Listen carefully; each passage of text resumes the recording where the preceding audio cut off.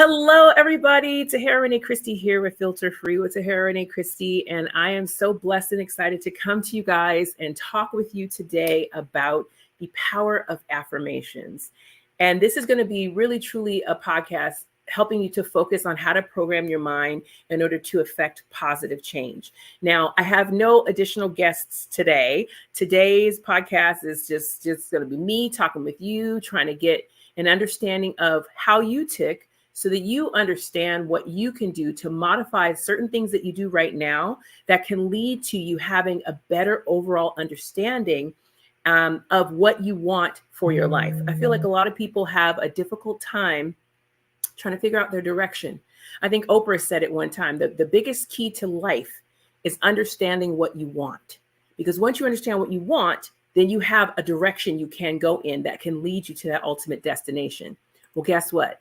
90% of us plus, and I pulled that number out of my behind, but you can look up the statistics. Most of us do not know what we want.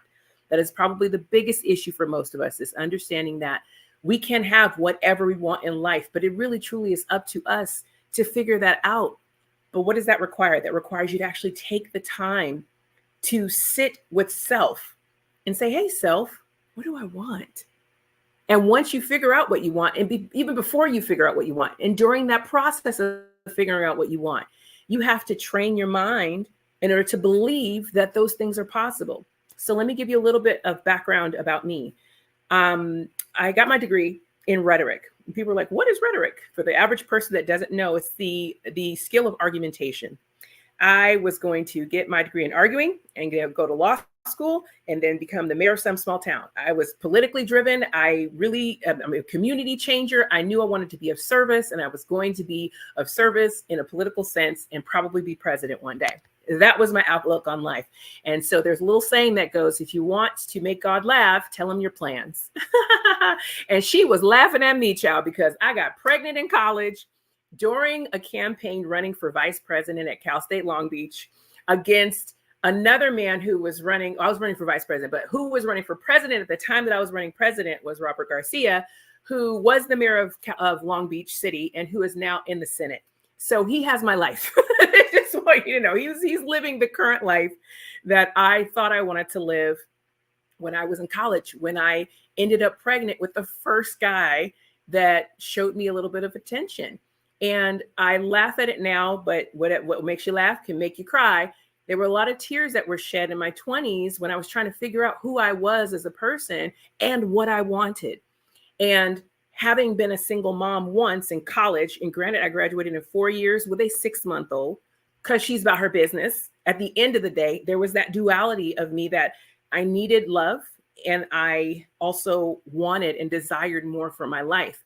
But because I had this issue where I had childhood issues that were coming up during these interactions with the narcissists that I interacted with during that time of my life, I ended up making really difficult life decisions at a very young age, knowing that I've got a 22-year-old son, I've got 19-year-old twin daughters, I have a 9-year-old. Heaven forbid they go down my path in terms of the difficulties that I experienced. But if they did, in whatever form they do their lives, I also have the skill set to support them through. And I'm grateful to God for that, because I feel like a lot of people, they go through life without having the support of the people that they love and the people that love them, because they are ill-equipped to manage that level of life. And that becomes the most difficult thing for most people. They don't have someone reliable to lean upon. And just because someone's blood doesn't mean they're reliable to lean upon. Many people walk around with self-sabotaging behaviors, self-sabotaging ways of thinking. I always call it Swiss cheese holes in their heart, based on the fact that they've been hurt, they've been stabbed, they've been daggered in the heart so many times that they don't feel.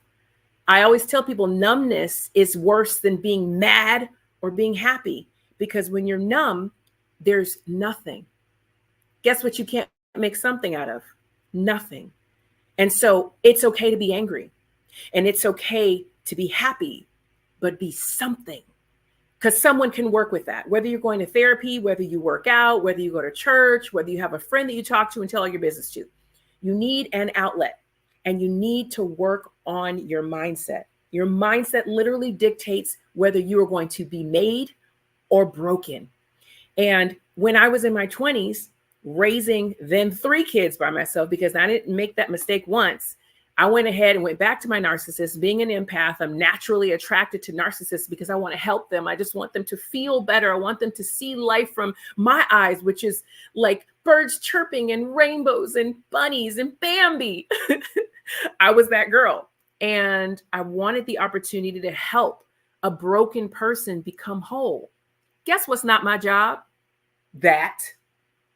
I didn't realize in my desire to help, in my desire to love, in my desire to heal, I was pigeonholing myself into more heartache, more pain, more hurt for myself because I wasn't affirming myself. I took all my affirmations and I gave them away to a man who never loved me.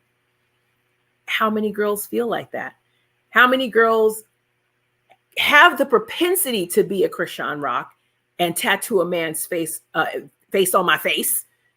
I realize that as crazy as that sounds to me at 43, I probably could have been that girl at 20. So I don't judge her. If anything, I feel her. I feel her pain. I feel her trying to work her pain out publicly. And she's not yet in the mentality to receive the wise counsel that is being tossed at her left and right, knowing she's got people on payroll that are just going to keep propping her up in this negativity. I understand that. And that's why I work so hard on mindset training. So I wrote a book. It's actually called Unleashing Your Potential. And this one here is to break free from limiting beliefs and self-sabotaging patterns. And the pattern portion of this is probably the most profound. That's a lot of P's. It's the most profound because a pattern is your habit. Your habit becomes your character. It becomes who you are. It doesn't become what you say or even what you do. It becomes who you are if you do it enough. My 9-year-old loves to tell me all the time, I don't like that. I'm like, you've never tried it. And then she tries it once. I don't like that. Okay, you tried it once. You didn't have a great experience in that moment of that day, at that time when the wind was blowing at southeast and the moon was out on the west side of the mountain. That was that one time. In order to form any habit, it takes 21 days. In order to really say you don't like something or something doesn't work for you, give it a good 100 times. And that sounds like a lot, but the average person just gives up trying. Number one, they don't know what they want. But then number two, they're not willing to try something different that may make them a little bit uncomfortable. I'm here to make you uncomfortable because in that uncomfortability comes your release. In that uncomfortability comes your way through. In that uncomfortability gives you the mindset that allows you the space to figure out what you want. So one of the things that I do, I go to homeless shelters a lot. I'm at homeless shelters a lot. And I specifically go to halfway houses and rehab centers. But the halfway houses I go to are women who are pregnant and or just had their babies and they're homeless. Why do I go to these spaces? Because I know what it's like. Because I was that young girl in college with no money whose baby daddy got me into an apartment with his credit, his money, his background. I was 19, 20 years old. I had no background. I had no money. I had no credit. And he set me up. And the moment I pissed him off in whatever way that a nice person pisses off a very angry person, he took his name off. He brought me a car, took it away. I was on the bus with my baby back and forth to everywhere I needed to go. So I relate to these girls and like, you tried family, you tried friends, none of that stuff worked. And you're just trying to figure out your way through. And now you've got not only yourself to take care of, yourself to feed, you've got to feed a child. You've got to take care of a child. You got to make sure the child's head is not cocked back in a little stroller in a little carrier case. And all that stuff, if you don't have a partner supporting you, you have to figure out on your own. And guess what you're going to make? A lot of mistakes. And I made a lot of those mistakes. I'm very grateful that all my kids are alive. I'm grateful that all my kids are educated and well-to-do. And so when I go to these homeless shelters, my job, and everybody's like, so what's your class about? I was like, just affirming you, just affirmations, just letting you know that someone cares about you. I don't start a class or end a class without telling these girls that I love them. It's love that took me 45 minutes away from my home to come sit here with you for an hour and a half to love on you, just to let you know that somebody cares. Because how many of us feel like nobody cares? Because the reality is nobody cares. But every once in a while, you get somebody in there who really has a desire to see you through, to see change happening, a real change happen in your life. God put it on my heart. I couldn't tell you why I am the way I am. I could only tell you that God did it, because if it wasn't for the way God works in my life, and as many times as I've seen God work at the last second of the last day and change things in my life that I would have never thought would have changed. And so I give back. And my husband and I are the same. He went through a rehab, and he's been sober for 18 years. And so he goes into jails and he goes into rehab centers, and he, goes to men's groups, and he does a lot of talking and leadership and in that aspect of life. And so we are people of service, because we understand, I don't care how far in life I go, I could be a quadrillionaire. I am always going to sit in a room full of people that I can support and give hope to, because someone did that for me. So I encourage you all to do the same. I know that was a long-winded way of saying, hey, look at my book. But this is where it begins.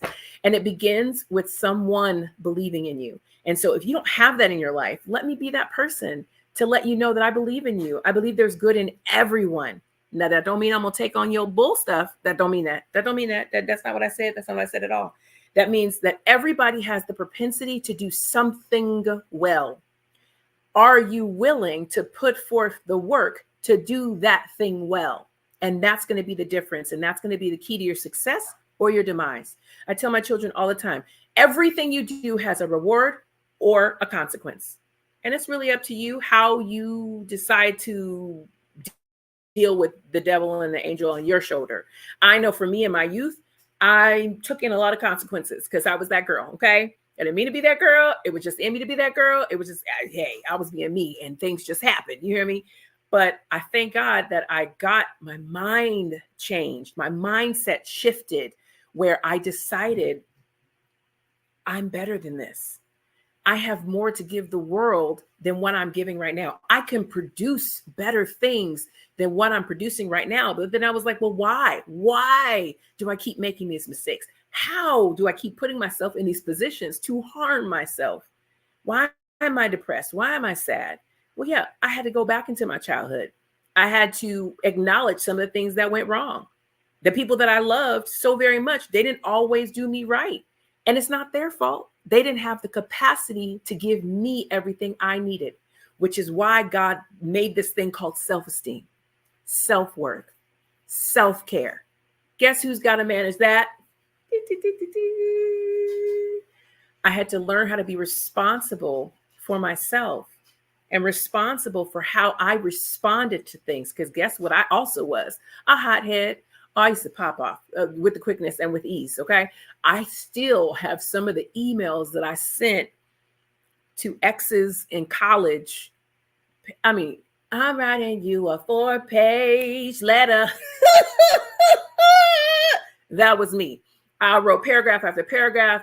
You thought Wendy Williams is somebody. You think Kaya is somebody who would read, honey. I would read to the gods. I would tell you anything and everything about yourself. Why? Because the venom of my heart would come out based on my hurt. So when I stopped hurting other people, I slowly began to stop hurting myself. And I switched my mindset and my desire, my scope shifted from how do I feel better about who harmed me by harming others into how do I help me so that I can learn to help others? Because therein lies the blessing from God and the blessing from the universe in order to have everything that you want, need, and desire in your life. And that comes from shifting your mind frame so that you have positive thoughts. So I journal every day at this point. There was many years where I didn't journal. I have journals from when I was 9 years old through pretty much every year of my life. And I thank God for my ability to release through writing, because hence why I've written now 5 books. They're all available on Amazon. Please check them out. It was my release and my outlet. So every day I write an affirmation and I say, you are capable of more than you think. You are worthy. You are strong. You are beautiful. You are reliable and responsible. You are kind, you are gentle, you are smart, you are loved, you are encouraged, And I say this in the mirror so that I can hear me say it back to me. Because ultimately, these are my I am statements. These are who I believe that I am in my heart. Because I don't expect you to give that to me. It's not your job. It's not anyone's job to give me my esteem. It's my job to cultivate it. And in a society full of consumers, I am encouraging you to remember that you are a creator. The creator creates his creations to create. And now the creator has created his creations who have flipped the script and decided consumerism was easier. And so we begin to be consumers of the things that are around us. And we're like, well, that person's saying it, so it must be true. Well, they're really loud about it. It must be true. Well, everybody from that side is saying those things. It must be true. And the reality is that's why education and critical thinking is so important. You have to be able to think for yourself. And that does not mean every opinion needs to be expressed. That means you think about things, you sit in things, you decide how you feel versus just allowing yourself to feel everything that you thought was important to feel. That's not fair. I had a situation that came up in my life where everyone in my life said I needed to pop off. Okay. This was a situation that the average female would have probably been like, oh, hell no. It would have been a deal breaker. Right. But I said to all my friends in various ways, I was like, well, I don't know how I feel. I know the way it looks, but I don't know how I feel about that. I need to sit and think about all the entire situation, the people that are involved, and then I'll draw a conclusion in a few days. And it took me about 2 weeks. It took me 2 weeks of time because life be life and I'm busy. I'm doing other things, but then to sit in my feelings and just to ponder, taking that shower and thinking about other things besides the kids and what I got to do. How do you feel about the situation that could potentially harm you? Am I angry? Am I sad? Am I like, I don't care? And it turned out that I was hurt. And I let the person know I'm hurt. And it took me some time to feel this. So I didn't want to pop off and be like, what you did? That's not my goal. I don't have the desire in any of my relationships with my friends, my family, my husband, it doesn't matter, my kids. If I have to get to the point of yelling at this point in my life, you are not hearing me speak because it takes a long time for me to get to popping off. Like one of my girlfriends told me yesterday, she heard me cuss for the first time, like cuss somebody out for the first, and it happens like once a year, but once a year versus the way folks be doing it, I don't mind. If I get to the point of cussing, you've deserved every word. Because I don't do it. It's not in me. It really is not. We can rationally talk about things any day of the week. I'm the sign of the communicator. I can communicate. Got a whole degree in it. We can go back and forth and work things out. She was so shocked because she did not expect it on anybody. However, that's the whole point. I sit in my feelings. I manage my emotions. I don't expect anybody else to take on the burden of how I feel ever, because it's not your job. The only person that I will remotely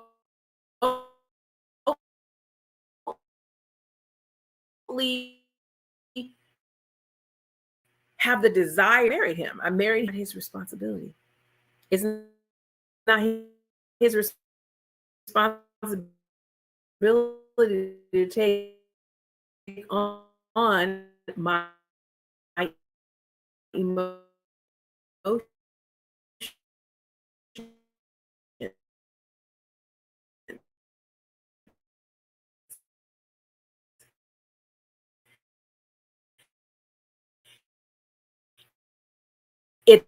It's a desire of his, and I appreciate that, just like it's a desire of mine.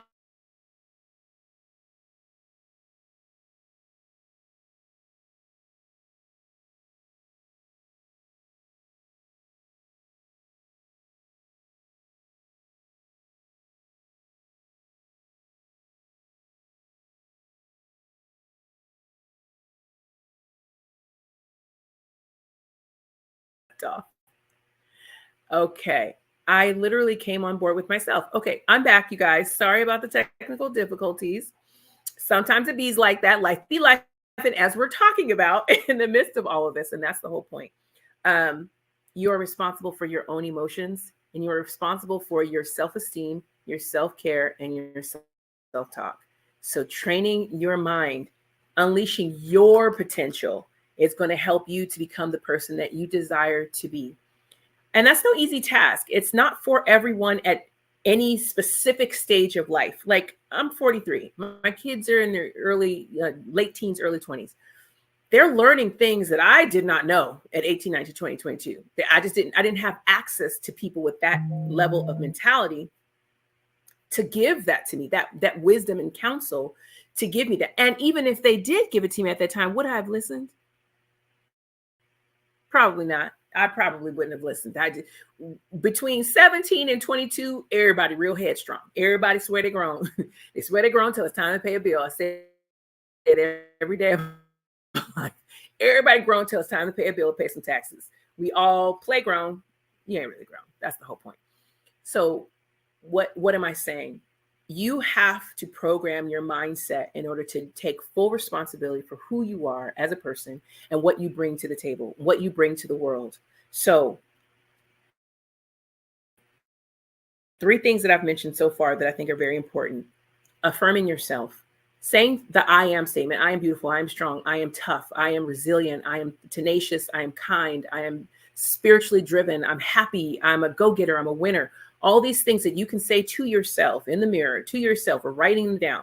Say these affirming things so that you can become the best version of yourself, knowing that you believe it. It ain't for the world to believe, because we're in social media time of life. Everybody's all about what the world sees. I could care less what the world sees. Most of my friends who know me, they see what I post and they're like, you don't even post half the stuff you be doing. I'm like, no, I ain't got time for that. I'm busy doing stuff. So when I do post, it's like, okay, here's a highlight of a day, of a moment of a day. That's not real life. My real life is really happy. It's actually really good. I'm very blessed. Even when bad things happen, I have a team behind me to get through it. Praise God. I'm grateful for it. That's real freedom, is knowing that you have support, but it wasn't just given to me. I've earned this. I've done the work. So the second thing that you want to remember, write it down. Nothing is real in this world until you begin with the thought that you can conjure up to write down, because all the thoughts and all the dreams and all the things that are up here, they fleet. You've got good things, bad things going at any given time. Always, all the time. They're always going back and forth. In order for them to be real, they have to be written down. So guess what the back of this book has? Some line paper for you to write down your thoughts about what you read on the inside, okay? So you have the ability to write down your thoughts, write down your dreams, write down your goals, write down your affirmations, figure out what is genuinely in your heart so you can figure out what it is that you want, which is the third thing I was going to say, what it is that you want in life. Until you affirm yourself in it, write it down, then you can start to cultivate the real things you want in life. Nothing is real until you dream it, affirm it, and write it down so that the universe can start cultivating for you. The universe cannot cultivate until you start doing the work. So do the work, you guys. As much fun as it is to be on social media, as much fun as it is to go out to happy hour with the girls, as much fun as it is to go to the gym and look good and eat nice food and vacation and do all these great things, the work is still going to be there when you get back. You're still going to have to cultivate your desire. You're still going to have to deal with your mind frame. And you cannot have what you want until you deal with this right here. Anytime I've ever been stifled in my manifestation process, which, by the way, I sell these shirts, manifest that shit. I also sell my workbook, my manifest that shit gratitude journal. I just have it on the side right here. It's also available on Amazon and my website. Yeah. As much as you want to manifest anything that you got in life, it is going to require your desire. You cannot have what you want without cultivating desire. The universe can't hear your thoughts. The universe sees your mouth. The universe sees your action. Well, I'm gonna go over here and cuss this hoe out because she didn't piss me off. Okay, the universe sees that. You're gonna get that karma back, and so it may not be the direct person, but it has to come back to you because the universe has to write everything. That's why the yin and yang exists, both black and white, and there's black and white in each of them. They all are interconnected. That's our thoughts in our mind. That's your third eye. This is where you cultivate the ultimate in the decision-making skills that you have and how you ultimately show up in the world. So do the universe right. Do yourself right. Be pleasing in God's eyes by being affirming with your mouth, affirm with your written word, so that you can start desiring and actually manifesting the things that you want in life, and stay positive, for God's sake. And sometimes it's really hard to stay positive when all the stuff that you hear and see, especially on the internet, is negative. It's all negative. It's all control, desiring for you to consume. I get it. I just talked about 2 of my books that I'd love for you to buy, but whether you buy them or not going to make or break me. It won't. It's something for you. And if you have the desire to change your life, great. I'm here to support you. I'm here to help you. I'm here to love on you. That's really why I'm here. But if you don't, that's okay too. I'm still going to love you. I'm still going to want the best for you, because that's what it feels like to be a genuinely good person. And so I thank God for the good energy. I thank God for the lessons in life that I've learned. I thank God for my mentality having changed, which is why I say it's so important to have this match this. And if this is messed up, you got to start here so that you can change this, so that you can change this, so you can change this, so that your outlook completely changes. You have so much available to you. I believe in you. I thank you for being here for my podcast, even with the technical difficulties. Thank you so much. This was just an opportunity for me to get back into the swing of things, and podcast with my heart. No real agenda outside of just supporting the mental and emotional health and well-being of the people who choose to spend time with me. So thank you for spending some time with me. Thank you for spending some time with me. I look forward to blessing the stage next week. We've got a great guest, and I'm looking forward to that. Our next show is going to be all about advocacy, self-advocacy, and really stepping up for yourself and making sure that you are your best advocate, because no one's going to advocate for you the way you can. So thanks for joining me, and we'll see you guys on the next show.